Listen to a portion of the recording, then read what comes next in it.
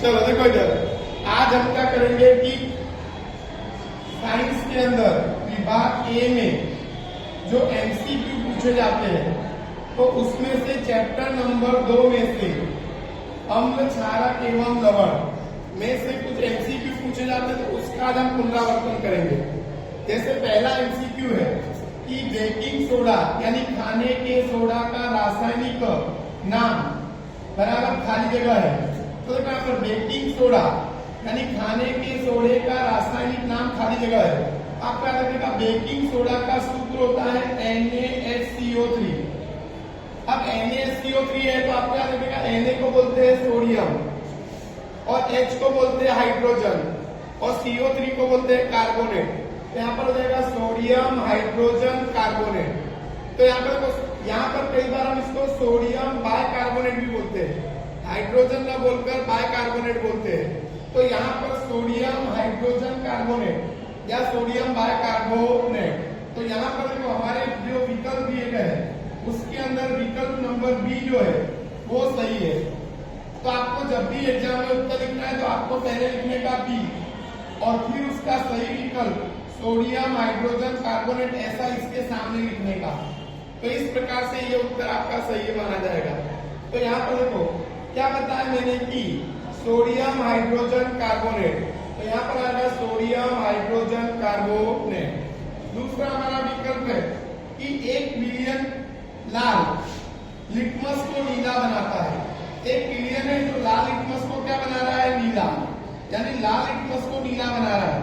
तो उसकी पीएच लगभग कितनी होगी। तो देखो पीएच वाला जब भी सवाल पूछे तो आपको अपने पीएच मापक्रम को बना लेना है। अब पीएच मापक्रम में देखो यहाँ पर 0, ये 7 और ये 14, यहाँ पर H प्लस और यहाँ पर OH माइनस। अब यहाँ पर हम क्या करेंगे कि आपको मालूम करना चाहिए कि जिस मिलियन की 1 मिलियन है जो लाल लिटमस को क्या बना रहा है, नीला। अच्छा, लाल लिटमस को नीला कौन बनाता है, तो क्षारक। तो याद रखिएगा क्षारक बनाता है और क्षारक की पीएच हमेशा 7 से अधिक होती है, 7 से अधिक होती है। तो यहाँ पर हमारा 7 से अधिक वाली कीमत कौन सी है वो देखने का। तो यहाँ पर हमारा आएगा D10। तो यहाँ पर हमारा सही विकल्प आएगा D10। अगर उल्टा पूछा होता कि लाल नीले को लाल बनाता है तो वो अम्ल हो जाता और अम्ल की पीएच 7 से क्या होती है, कम, तब हमको इसमें से कोई विकल्प दूसरा पसंद करना पड़ता। लेकिन यहाँ पर बोल रहा है कि लाल से नीला बनाता है। यहाँ पर परीक्षा में भी आपको ध्यान रखना है कि शब्दों को व्यवस्थित पढ़ना है, शब्दों को व्यवस्थित पढ़ना है, उसका अर्थ समझना है कि वो कहना क्या चाहता है। यहाँ पर शब्द है देखो, लाल को नीला बनाता है, तो लाल को नीला बनाता है क्षारक और क्षारक की पीएच 7 से अधिक होती है। इसलिए यहाँ पर जो विकल्प दिए है उसमें 7 से अधिक पीएच वाला 10 है, यहाँ पर 10 उत्तर आएगा। अगला हमारा तीसरा है कि दही में खाली जगह अम्ल होता है। तो दही में खाली जगह अम्ल होता है तो हमको मालूम है कि दही के अंदर लैक्टिक अम्ल होता है, लैक्टिक अम्ल होता है। तो यहाँ पर हमारा जो विकल्प है उसमें सी सही आएगा, लैक्टिक अम्ल। तो यहाँ पर हमारा उत्तर आएगा लैक्टिक अम्ल। यहाँ पर याद रखना है कि देखो यहाँ पर चौथा हमारा जो प्रश्न है MgSO4 जलीय विलयन की पीएच कितनी होती है।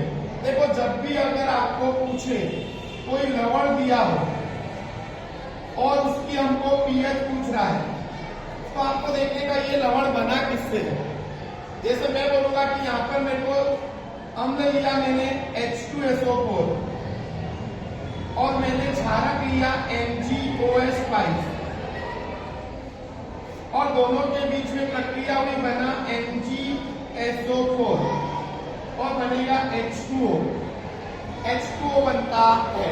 तो यहाँ पर आपको ये ध्यान रखना है कि यहाँ पर देखो, यहाँ पर ये प्रबल क्या है, अम्ल, ये प्रबल अम्ल है और ये है दुर्बल क्षारक, दुर्बल क्षारक है।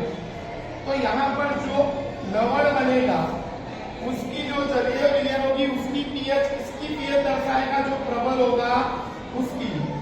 तो यहाँ पर प्रबल कौन है, अम्ल, और अम्ल की पीएच जो होती है वो 7 से कैसी होती है, कम। सात से कैसी होती है? कम होती है। सात से कैसी होती है? कम होती है। तो सात से कम होती है। तो सात से कम होने का मतलब कि यहाँ पर आपको देखना है कि इसकी पीएच क्या आएगी, तो पीएच लेस देन 7 आएगा। तो यहाँ पर हमारा विकल्प आएगा सी। सी विकल्प सही आएगा। क्यों सही? क्योंकि प्रबल अम्ल दुर्बल क्षारक के साथ जब प्रक्रिया करके लवण का क्या बनाएगा, जलीय विलयन, तो उसकी पीएच होगी वो प्रबल अम्ल की पीएच होगी, वो पीएच मानी जाएगी। तो यहाँ पर अम्ल की पीएच 7 से कैसी होती है? कम। इसलिए बराबर MgSO4 के जलीय विलयन की पीएच भी 7 से क्या होगी? कम होगी। इसलिए सी विकल्प आएगा।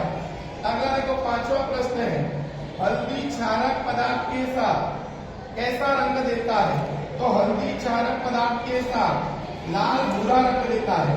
कई बार लाल भूरा की जगह पर लालास पड़ता कत्थई रंग भी दिया होगा, तो वो भी सही है। लाल भूरा रंग देता है या लाल कत्थई रंग देता है। तो ये हमारा विकल्प क्या आएगा? सही। अगला देखो, छठा प्रश्न है, कौन सा विलयन उदासीन स्वभाव रखता है? देखो, कौन सा विलयन उदासीन स्वभाव रखता है? यहाँ पर देखो, खट्टे फल है तो अम्ल हो गया, बराबर नींबू भी खट्टा होता है तो अम्ल हो गया। धोने का सोडा क्षारक स्वभाव रखता है, तो यहाँ पर हमारा जो आएगा नमक का जलीय विलयन, यानी NaCl का जलीय विलयन उदासीन स्वभाव रखता है। तो NaCl का जलीय विलयन उदासीन स्वभाव रखता है, क्योंकि NaCl बनता कैसे है? तो यहाँ पर देखो, HCl और NaOH दोनों प्रक्रिया करते हैं और बनाते हैं NaCl और H2O। तो यहाँ पर देखो, HCl भी प्रबल अम्ल है और NaOH भी प्रबल क्षारक है, और दो प्रबल हो तो उदासीन हो जाता है। क्या हो जाता है? अथवा दो दुर्बल हो तो भी क्या हो जाएगा? उदासीन। तो यहाँ पर दोनों प्रबल थे, इसलिए इसका जो NaCl का जलीय विलयन बना, बराबर, वो कैसा स्वभाव रखेगा? उदासीन। तो यहाँ पर कौन उदासीन स्वभाव रखता है? तो यहाँ पर आएगा नमक का जलीय विलयन। तो हमारा विकल्प आएगा डी। डी आएगा, नमक का जलीय विलयन। अब देखो यहाँ पर, यदि जलीय विलयन की पीएच, यानी यदि जलीय विलयन ABCD की पीएच क्रमशः ये दी गई है, तो हमको कह रहा है कि अम्लीयता का क्रम क्या होगा। अब आपको याद रखने कि जिसकी पीएच ज्यादा होती है वो कम अम्लीय होता है। अम्लीय की बात करें तो पीएच ज्यादा होगी तो वो अम्लीय कैसा होगा? कम। तो सबसे कम अम्लीय कौन है? तो देखो डी। सबसे कम अम्लीय कौन है? डी। फिर उसके बाद किसकी पीएच ज्यादा है? बी की। किसकी पीएच ज्यादा है? बी की। तो फिर उससे ज्यादा अम्लीय कौन होगा? बी। और बी के बाद फिर देखो यहाँ पर कौन आएगा? सी। और लास्ट में आएगा ए। क्या आएगा? ए। तो यहाँ पर याद रखना है, ए सबसे ज्यादा अम्लीय है। तो ए से देखो यहाँ पर जो विकल्प दिए गए हैं उसमें लेस देन का निशान लगा है। इसका मतलब कि देखो, इसका मतलब क्या हुआ कि सी से ए, बराबर सी जो है वो ए से ज्यादा अम्लीय है। गलत है, क्योंकि सबसे ज्यादा अम्लीय कौन है? ए है। तो इसका मतलब कि हमारा जो विकल्प आएगा वो कौन सा आएगा? तो देखो यहाँ पर डी बी सी ए। तो ये वाला हमारा आएगा डी बी सी ए। तो यहाँ पर आएगा डी बी सी ए। क्यों? क्योंकि सबसे ज्यादा अम्लीय कौन है? ए। फिर कौन है उसके बाद? तो फिर उसके बाद है सी। फिर कौन है? बी। और लास्ट में कौन है? डी। पर यहाँ पर किसका निशान आएगा? ग्रेटर देन का। किसका निशान आएगा? लेकिन जब लेस देन बोलेगा तो यहाँ पर पहले डी होगा, फिर आएगा बी, और फिर आएगा सी, और लास्ट में आएगा ए। इसलिए हमारा विकल्प कौन सा सही होगा? डी बी सी ए वाला विकल्प सही होता है। अगला देखो, इधर एक समीकरण दिया है और उसमें पूछ रहा है कि x क्या होगा। तो यहाँ पर देखो, यहाँ पर CaCl2 है, तो इसका मतलब Ca किससे जुड़ा है? Cl से। बराबर, इसका मतलब Na किससे जुड़ा होगा? SO4 से। अब देखो, Na होता है +1 और SO4 होता है -2। तो यहाँ पर जब बनेगा पदार्थ तो बनेगा Na2SO4। Na2SO4 क्यों? क्योंकि इसका जो आयन है इसकी संख्या इधर जाएगी, इसकी संख्या इधर, तो इसलिए आएगा Na2SO4। तो यहाँ पर हमारा आएगा Na2SO4। अब देखो इधर अगला है 9वां प्रश्न है, नीचे में से क्या सही नहीं है। अब नीचे में से कौन सी जोड़ सही नहीं है? तो हमको मानते हैं खट्टे फल में साइट्रिक अम्ल होता है तो सही है। नींबू नारंगी में क्या होता है? साइट्रिक अम्ल। दही में लैक्टिक अम्ल होता है, सही है। चींटी के डंक में मेथेनोइक अम्ल होता है, सही है। लेकिन टमाटर में टार्ट्रिक अम्ल होता है, गलत है। इसमें पूछा है कौन सी जोड़ी सही नहीं है। इसका मतलब कि टमाटर में सही में होता है ऑक्जेलिक अम्ल, और इसने बोला है कि कौन सा अम्ल होता है? टार्ट्रिक अम्ल। तो ये जोड़ी सही नहीं है। अगला हमारा 10वां है, किस लवण के जलीय विलयन की pH 7 होती है? तो देखो यहाँ पर फिर से हमारा वही आ गया। यहाँ पर देखो किस लवण के जलीय विलयन की pH क्या होती है? 7। तो यहाँ पर देखो KOH और यहाँ पर लेते हैं HNO3, दोनों प्रबल अम्ल है। ये प्रबल अम्ल है और ये प्रबल क्षारक। तो यहाँ पर जब प्रक्रिया होगी तो बनेगा KNO3 और H2O। अब देखो इधर यहाँ पर क्या होगा कि ये भी क्या है? प्रबल अम्ल है और ये क्या है? प्रबल क्षारक।